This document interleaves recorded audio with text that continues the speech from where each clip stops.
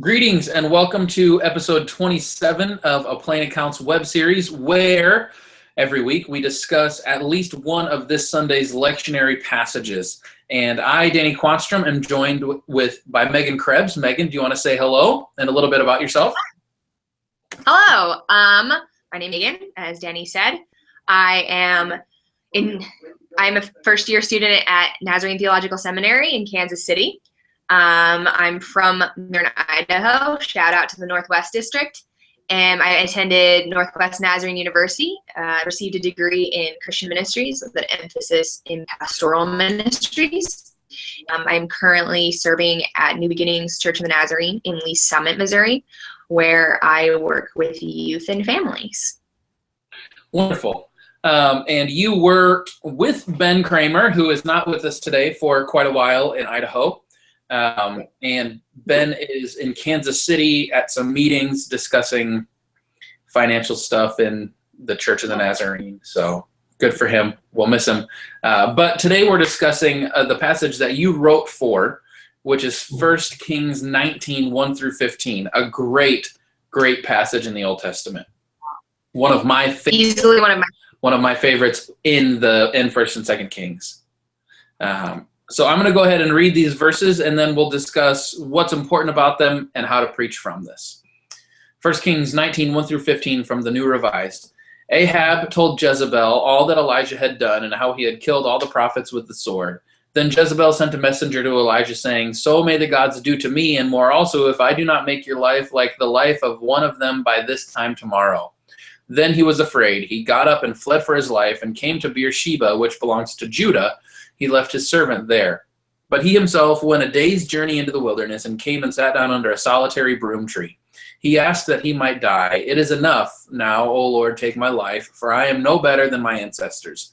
Then he lay down under the broom tree and fell asleep. Suddenly an angel touched him and said to him, "Get up and eat." He looked, and there at his head was a cake baked on hot stones and a jar of water. He ate and drank and lay down again. The angel of the Lord came a second time, touched him, and said, "Get up and eat, otherwise the journey will be too much for you."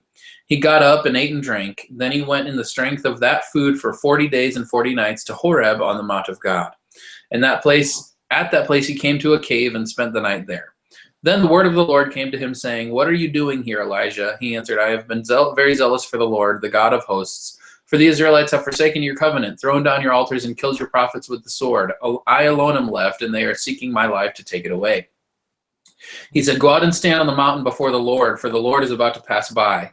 Now there was a great wind, so strong that it was splitting mountains and breaking rocks in pieces before the Lord, but the Lord was not in the wind. And after the wind an earthquake, but the Lord was not in the earthquake. And after the earthquake a fire, but the Lord was not in the fire.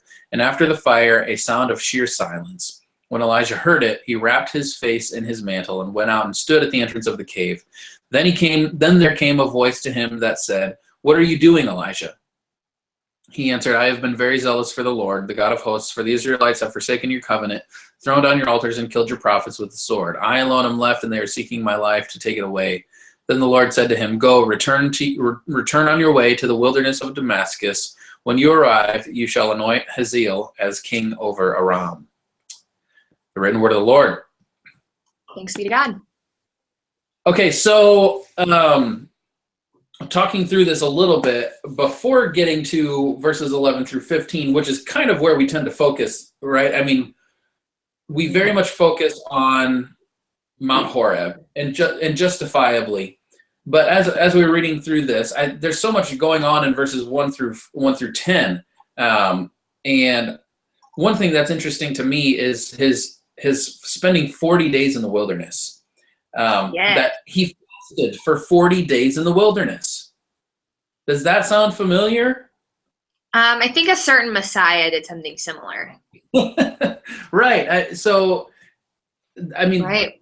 The anguish and the lament and the despair and brokenness that's associated with this journey. And so I guess one of the things I want to say is don't neglect the first 10 verses in your preaching this Sunday. But something else to consider, and we've discussed this, Megan, is also you've got to consider chapter 18 when you're preaching from chapter 19. So Megan, talk a little bit about the context. What's going on here? Why is this passage so great? Right. Okay, so chapter 18 is basically the exact contradiction of 19. It is this moment where Elijah calls together all the people of Israel to Mount Carmel, and he demands the king, King Ahab, which in good Jewish tradition, whenever you say the name Ahab, you say boo. When you say Jezebel, you hiss. So he calls together all the people and demands the presence of the king, who shows up because this is a prophet of God. You listen to him. And there he challenges the prophets and the priests of Baal. So Elijah is directly challenging this type of theology and this worship that Ahab and Jezebel have set up for the people of Israel. And it's in direct contradiction to worshiping Yahweh. And he says, all right, here's what we're going to do. We're going to do a little bit of a challenge. Make your sacrifice and I'll make mine, but don't light it. Build the altar, all of that, but don't light it on fire. And then we'll call upon our gods, you to Baal, me to Yahweh, and we'll see who rains fire, and that God is God. People, what do you say? And all the people went, yeah. So the prophets of Baal and the priests of Baal spend all day crying out to their God. It says they cut themselves, so they're bleeding and they're like damaging each other and hurting themselves in order to appease and appeal to Baal. And it says there was nothing. Silence answered them. And then Elijah says, this isn't difficult enough. Pour some water on it, boys. So in the middle of a drought, they collect water in this altar. And then they do it a few more times because once is not enough. And then Elijah prays and says, God, show your people that you are God. Right. And bam, fire rains from heaven, licks up the stones. Everything is burned to nothingness on the ground. There's nothing left. No stones, no wood, no animal parts, nothing. It just says like, aha, people, what do you say? And they respond with nothing. They respond in silence. And they do not recommit themselves to Yahweh despite this. And then following that, Ahab's like, I'm out, and flees back to his palace. And Elijah chases him down on foot. Like Ahab's in a chariot, so a sign of his role as prophet. He has the power to chase him down and runs ahead of a rainstorm that breaks a 3-year drought.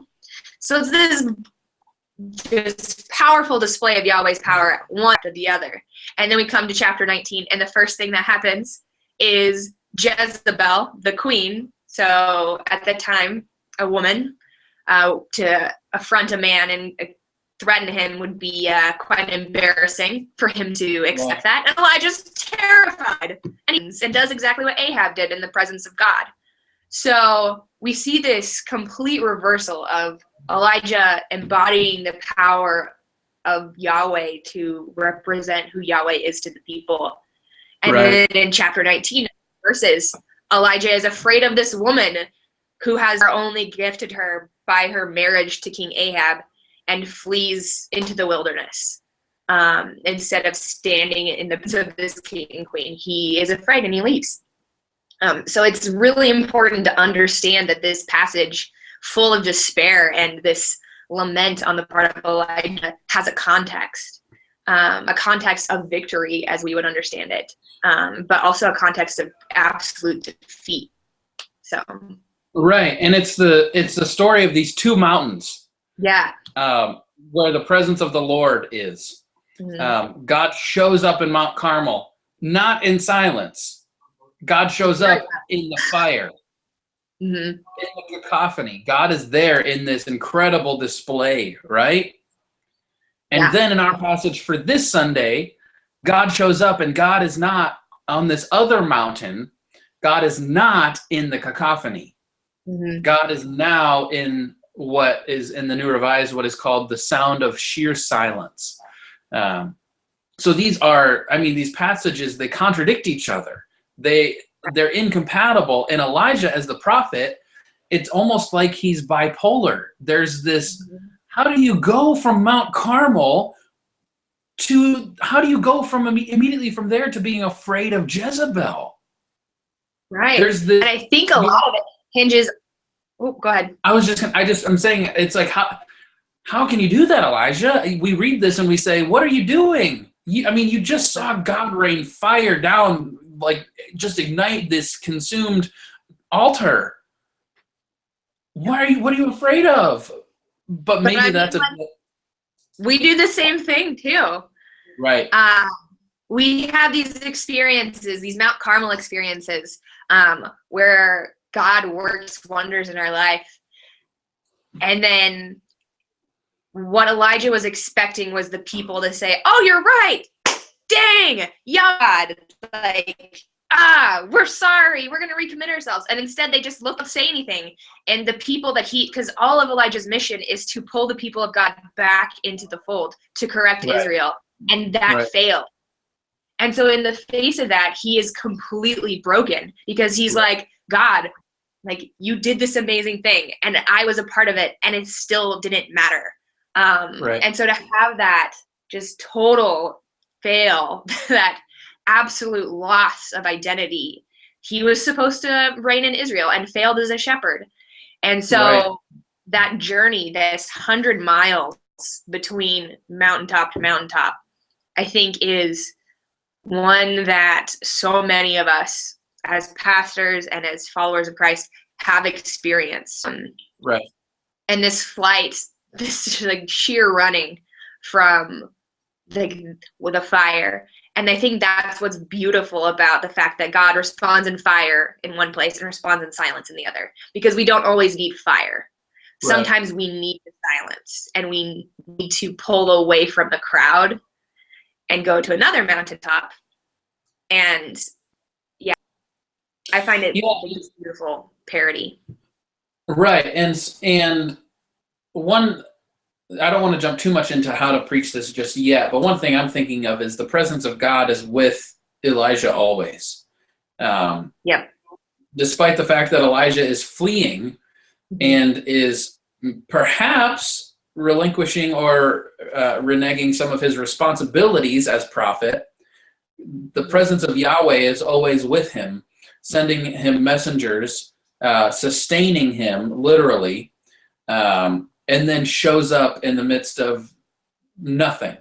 That Yahweh is present in the midst of all of this. And there's a good word in that in the midst of turmoil, in the midst of despair and anxiety and lament, God is there. And you can think of Psalm 121, "Where can I flee from your presence?" That Elijah is fleeing from Mount Carmel, where the presence of God is just profound. And he flees in fear, but God goes before him. That's a lesson that can be preached very well in a society that's filled with depression and anxiety, and where suicide rates are incredibly high. Just to be reminded of the presence of God in the midst of that, and perhaps to be a messenger of the Lord to those sustaining them, like this angel. So there's a word in there.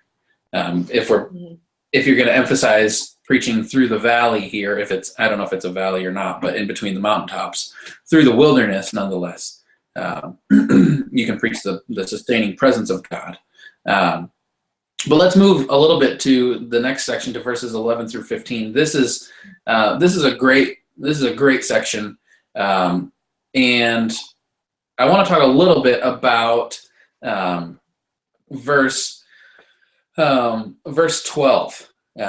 After the fire, a sound of sheer silence. For folks who, for older generations, or for folks who might come from other traditions that would read the King James, that's the popularized version. The sound, it was a still small voice. That's how we think of it. That's the phrase that is within our imagination. But I really like that the NRSV calls it the sound of sheer silence. I think there's an implication of a voice within this Hebrew word, that it was the voice of nothing, but the King James doesn't do it justice by calling it a still small voice, because what do you think of when you think of a still small voice? You think of a whisper, right? That's what we have in mind. It was the voice of Yahweh whispering quietly. Hmm. But is that what we read? Is that what's recorded? It's not a voice. It's not a silent. It's not a whisper. It's the sound of sheer silence, which is a paradox. That doesn't work. What is the sound of nothing? Can you hear nothing, right? I mean, it doesn't make sense, but he listened to the sound of nothing. Yet, where was God in the midst of all of this chaos? God was in that nothingness. And I think there's a lot to that. And Megan, go ahead and unpack that a little bit further for us if you want before we move on. But Right. I think it speaks deeply to the nature of a couple of different spiritual practices. I think it speaks deeply to the nature of lament, first of all, that Elijah is absolutely lamenting. And lament is such an important practice that we have really lost in the Christian church, of crying out of tragedy in the face of suffering, in the face of like depression, in the face of anything that creates dissonance between the goodness of God and the goodness of God's world and our experience of the world as not being good. The kinds of things that cause us to ask why. Lament is crying out to God and saying, not on Facebook, not on Twitter, but to God, why aren't we doing this? And why did this happen? And if you are God, then why has this happened? And we see that throughout the prophets and throughout the song, my God, why have you forsaken me? But like the turn in a lament, because a true lament always ends in praise of God and saying the goodness of God to God and to ourselves.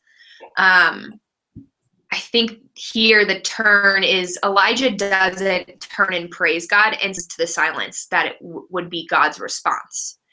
And God doesn't offer us an answer in the face of suffering sometimes, most of the time. Right. Every time. There is no answer. There is merely this presence that is inescapable. Right.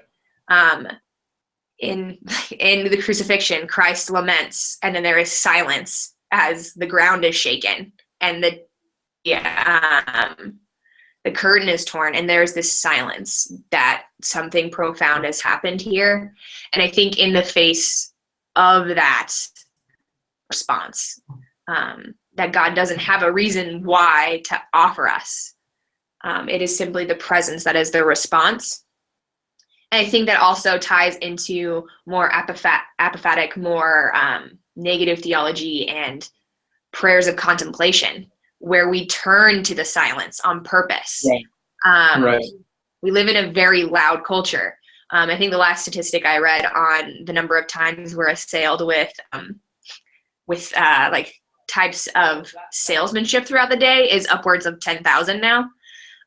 Individual pieces of commercials, we experience these. Everything around us is communicating something to us. And there's very rarely a time that we spend actually experiencing silence. And I think in that silence and in this intentional walk away from all that says we have failed and all that says we have succeeded and all that says who we are, and we retreat into silence, that is where we are most able to hear God, because God doesn't always speak loudly with fire. But the moments of intimacy with God are in silence. Right. Because there we can speak to that explains that moment. And so I think that's one of the reasons that silence is so important. And when we negate lament and negate contemplation, we kind of push it away a little bit. Right. And so now in the last few minutes, I mean, thinking about all of this and especially thinking about lament, I mean, that's huge right now. How do you preach this? And there are a few things I want us to move into that conversation for the last few minutes. How do you preach this passage? And one thing that you were just talking about that it made me think of was Dietrich Bonhoeffer in Life Together. He writes about solitude and silence. And he says to those in the fellowship, beware of those who are unable to be alone. For if they are unable to be alone, they are unable to be with the sheer presence of God, and they're going to be a detriment to the life together. If they're unable to be alone before themselves and before the Lord, then they can't very well live in community. And so here we see, where's the presence of God? It's in that sheer silence and solitude. And so we need that, especially in times when our world is chaotic, like when there's an earthquake and a strong wind and a fire. We need those moments of silence. But as we were talking earlier, I think we need some silence right now. In light of the massacre in Orlando at Club Pulse, the trauma that we're feeling, the national grief. I mean, that's a loud thing. That attack is a loud thing. The 50 dead and the 53 injured, over 100 casualties out of the LGBT community. That's loud. That's chaotic, and that's cacophony. And I think, as you were kind of mentioning, now in the wake of this tragedy, social media is just so freaking loud. There's just more noise. So many people, for one reason or another, feel like they need to get their voice out there. There are pastors from every walk of life who are recording long videos of themselves reacting to it. And I get that leaders should respond in particular ways. But are we not adding to the noise? Like, when the wind is blowing so strongly that the mountain is crumbling, are our tweets and our posts, are those not an earthquake, or are those not fire? And I think of Switchfoot, an old Switchfoot song, adding to the noise. They sing, if we're adding to the noise, turn off this song. If we're adding to the noise, turn off your stereo radio video. Because I think in those chaotic times, one of the best responses we can have is lament, and lament is often quiet. Lament is often this somber, reflective silence. What does it look like for the church in the wake of this horrific event? What does it look like for us to lament properly? And do we trust that in the sound of sheer silence, the presence of God can show up? Where we don't try to fix it, but where we weep with those who are weeping. We side with the marginalized. We cry for those who have been hurt, rather than trying to provide platitudes or pithy sayings or pop theology that isn't going to help. It's just more noise. What does it look like for the church to practice the silence, to let the presence of God through? Mm-hmm. Yeah. I think in terms of connecting, preaching this passage, I think something that we tend, like as preachers, we want to do is we want to have an explanation for some of the things that happen in Scripture. Like kind of break it down and create like, oh, here's these steps so that you too can experience the sheer silence of God, instead of saying we're going to journey in this, right, and take our place in the community of faith. Yeah, I think, like you said, just sometimes we're just so quick to have a response, and then we feel like we need to have a response. Sometimes right. All we can do is weep, and that's okay. I mean, I think Jesus did that a couple times. So, and that was his response. He wept. So, I mean, I think sometimes we just need to create the space and the silence and into the journey with Elijah, and just ask them to, like, encourage them, call them to participate in that. Right. And when we do that, like, one, we take a risk in saying, I'm not offering you an immediate breakdown of this. Spoon feed this to you. You are going to have to digest this. But in so doing, we then as a community can respond out of that. I don't know. I just think of prayers of the people and like the liturgies and responses of Lord, hear our prayer, and making it from our church has started practicing here, instead of saying, instead of just pastor pray, we have the community pray, and then we end it with Lord, hear my prayer. And then as a community, we say, Lord, hear our prayer. So we transfer that individual cry of silence, and even if that's vocalized, that individual cry into the community. And as a community, we lament together and we cry out to God together. And so it's this responsibility for each other, I think, that needs to be a part of that silence, and needs to just be understood that sometimes we don't have. You don't have an answer. There isn't an answer. We just participate in that silence together. Right. Yeah. This is a good passage for our season right now in life. This is a good passage to preach if you're thinking about